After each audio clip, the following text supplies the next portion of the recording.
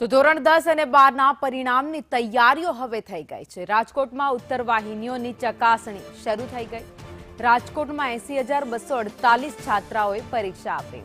86 શિક્ષકો દ્વારા મૂલ્યાંકન થઈ રહ્યું છે।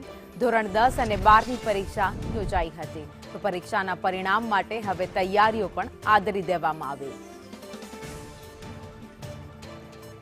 તો પરીક્ષા પૂરી થઈ ગઈ છે। હવે વિદ્યાર્થીઓ રાહ જોઈને બેઠા છે કે ક્યારે પરિણામ આવે। પરિણામની રાહ જોવાની વચ્ચે જ હવે પુરવણીની ચકાસણી શરૂ થઈ ગઈ છે। 86 શિક્ષકો દ્વારા મૂલ્યાંકન થઈ રહ્યું છે। ધોરણ 10 અને 12ના પરિણામની તૈયારીઓ હાથ ધરવામાં આવી। અલગ અલગ જગ્યાઓ પર શિક્ષકો છે તે ઉત્તર વાહિની ચકાસણી કરવાના છે। રાજકોટમાં 80,284 છાત્રાઓએ વિદ્યાર્થીઓએ પરીક્ષા આપી હતી।